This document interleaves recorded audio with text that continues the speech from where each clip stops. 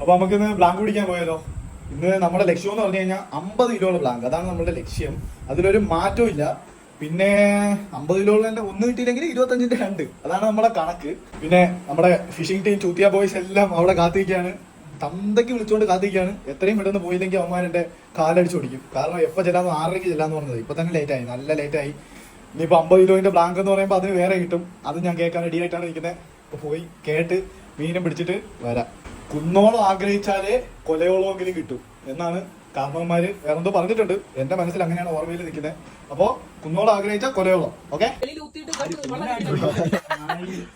50 കിലോയുള്ള ബ്ലാങ്കാണ് പിടിക്കാൻ. 50 കിലോയുള്ള അവന്റെ ആദ്യ തമ്പി അറിയാം. 50 കിലോയുള്ള എവിടെയാണ്? ഓ, വിജനമായ വഴിയിൽ കൂടി യുദ്ധം ചെയ്ത് വേണം പോവാൻ മീൻ പിടിക്കാൻ. അയ്യോ, എന്തരായിരിക്കും, തീട്ടോണം തോന്നുന്നു കേട്ടോ. കിച്ചുവിന്റെ തീട്ടം ഇതെന്താ? കോഴിക്കോടല്. ഇതിട്ടാണ് പിടിക്കാനുള്ള. ചൂണ്ടയോടാ ചൂത്തിയാ പോയി ജമ്പ്. ഓ, മഞ്ഞത്തൊരു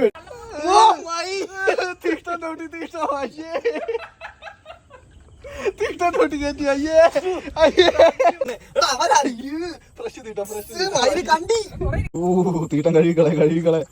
ഓ, മണമുണ്ടല്ലോ. അയ്യോ, പച്ച തീട്ട. അയ്യോ,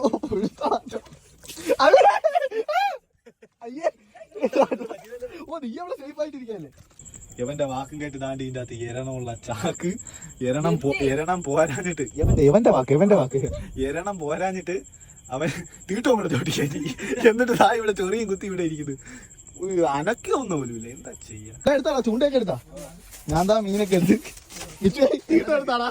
തീട്ടോ എടുത്താടാ. അങ്ങനെ മീൻ പിടുത്തം എല്ലാം കഴിഞ്ഞു വീട്ടിൽ പൊക്കോണ്ടിരിക്കുകയാണ്. ബ്ലാങ്ക് 50 കിലോ ബ്ലാങ്കിന് പോയിട്ട് 5 ഗ്രാം ബ്ലാങ്ക് പോലും കിട്ടിയില്ല. അങ്ങനെ അത് ഊമ്പി. ഇനി അടുത്ത ഏതെങ്കിലും കാലത്ത് കിട്ടുവാണെങ്കിൽ കാണിച്ചു തരാം.